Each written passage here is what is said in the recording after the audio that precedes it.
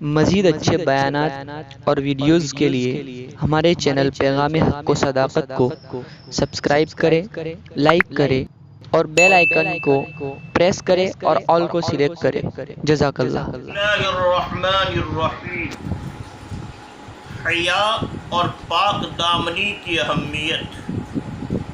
اللہ سبحانہ و تعالی نے انسان کو اشرف المخلوقات بنا کر فطری خوبیوں سے مالا مال کیا ہے۔ ان خوبیوں میں سے ایک خوبی شرم و حیا ہے۔ اللہ سبحانہ و تعالی نے انسان کو اشرف المخلوقات بنا کر فطری خوبیوں سے مالا مال کیا ہے۔ ان خوبیوں میں سے ایک خوبی شرم و حیا ہے۔ شرعی نقطۂ نظر سے شرم و حیا اس صفت کو کہتے ہیں جس کی وجہ سے انسان قبیح یعنی خراب اور ناپسندیدہ کاموں سے پرہیز کرتا ہے، اپنے آپ کو بچاتا ہے۔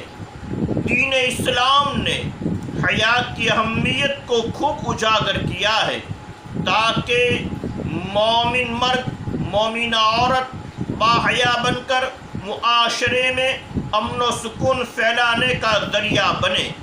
نبی اکرم صلی اللہ تعالی علیہ وآلہ وسلم نے ایک مرتبہ ایک انصاری صحابی کو دیکھا۔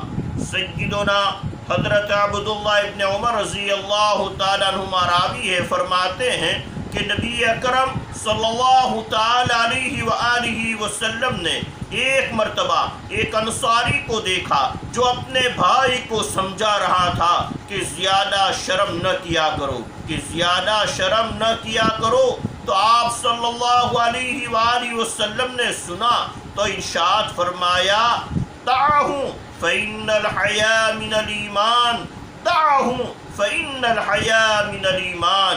بھائی اس کو یعنی اپنے بھائی کو اسی حالت پر رہنے دو کیونکہ حیا ایمان کا جز ہے، کیونکہ حیا ایمان کا جز ہے۔ تیرے بھائی کو اسی حالت پر رہنے دے۔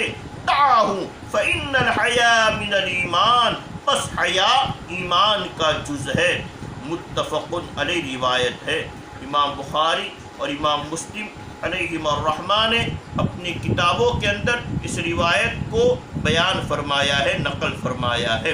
ایک دوسری حدیث میں نبی اکرم صلی اللہ تعالی علیہ وآلہ وسلم نے ارشاد فرمایا، حضرت عمران ابن حسین رضی اللہ تعالیٰ عنہ راوی ہے، فرماتے ہیں کہ رسول اللہ صلی اللہ علیہ وآلہ وسلم نے فرمایا، الحیاء لا یاتی الا بخیر، وفی روایت الحیاء خیر کلہ، یعنی حیا خیر ہی کا ذریعہ ہوتی ہے، حیا تو بلائی ہی لاتی ہے۔ اور دوسری روایت میں کہ حیا سراپا خیر ہے۔ متفق علیہ۔ وعن عمران بن حسین رضی اللہ تعالی عنہ قال قال رسول اللہ صلی اللہ علیہ وسلم، الحیاء لا یاتی الا بخیر، حیا تو خیر ہی کو لاتی ہے، حیا خیر ہی کا ذریعہ ہوتی ہے۔ متفق علیہ روایت ہے۔ گویا انسان جس قدر باحیا بنے گا اتنی ہی اس میں خیر بڑھتی جائے گی۔ حیا شرم ان صفات میں سے ہیں جن کی وجہ سے انسان آخرت میں جنت کا حقدار بنے گا۔ نبی اکرم صلی اللہ تعالی علیہ وآلہ وسلم نے ارشاد فرمایا، وعن ابی ہریرہ رضی اللہ تعالی عنہ قال قال رسول اللہ صلی اللہ علیہ وسلم، الحیاء من الایمان والایمان فی الجنۃ والبذاء من الجفاء والجفاء فی النار، رواہ احمد والترمذی۔ کہ حیا ایمان کا حصہ ہے، حیا ایمان کا حصہ ہے اور ایمان جنت میں جانے کا سبب ہے۔ بے حیائی جفا ہے اور جفا جہنم میں جانے کا سبب ہے۔ الحیاء من الایمان والایمان فی الجنۃ والبذاء من الجفاء والجفاء فی النار۔ حیا ایمان کا حصہ ہے اور ایمان جنت میں جانے کا سبب ہے۔ بے حیائی جفا ہے اور بے حیائی جفا ہے، اور جفا جہنم میں جانے کا سبب ہے۔ حیا کی وجہ سے انسان کے قول و فعل میں، انسان کی بات میں، انسان کے کام میں حسن و جمال پیدا ہو جاتا ہے، لہذا باحیا انسان مخلوق کی نظر میں بھی پرکشش بن جاتا ہے اور پروردگار عالم کے وہاں بھی مقبول ہو جاتا ہے۔ قرآن مجید سے بھی اس کا ثبوت ملتا ہے، قرآن مجید سے بھی اس کا ثبوت ملتا ہے۔ حضرت شعیب علی نبینا و علیہ السلام کی دختر نیک اختر یعنی آپ علیہ السلام کی صاحبزادی جب حضرت موسیٰ علی نبینا و علیہ السلام کو بلانے کے لیے آئی تو اس کی چال ڈھال میں بڑی شائستگی اور میانہ روی تھی۔ اللہ رب العزت کو یہ شرمیلا پن اتنا اچھا لگا کہ قرآن مجید میں اس کا تذکرہ فرمایا۔ ارشاد باری تعالیٰ ہے فَجَاءَتْهُ إِحْدَاهُمَا تَمْشِي عَلَى اسْتِحْيَاءٍ فَجَاءَتْهُ إِحْدَاهُمَا تَمْشِي عَلَى اسْتِحْيَاءٍ، اور آئی ان کے پاس ان میں سے ایک لڑکی شرماتی ہوئی۔ سوچنے کی بات ہے کہ جب باحیا انسان کی رفتار و گفتار، اس کی چال، اس کی بات، جب باحیا انسان کی رفتار و گفتار اللہ سبحانہ و تعالیٰ کو اتنی پسند ہے تو اس کا کردار کتنا مقبول و محبوب ہوگا۔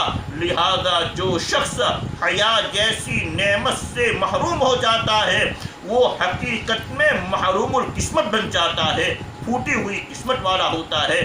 ایسے انسان سے خیر کی توقع رکھنا بھی فضول ہے، ایسے بے شرم انسان سے بھلائی کی امید رکھنا بھی بیکار ہے۔ نبی اکرم صلی اللہ تعالی علیہ وآلہ وسلم نے ارشاد فرمایا، وعن ابن مسعود رضی اللہ تعالی عنہ قال قال رسول اللہ صلی اللہ علیہ وسلم اذا لم تستحی فاصنع ما شئت، رواہ البخاری۔ بخاری شریف میں روایت موجود ہے، جب شرم نہ رہے تو پھر جو مرضی ہو کر، جب شرم نہ رہے تو پھر جو مرضی میں آئے کر۔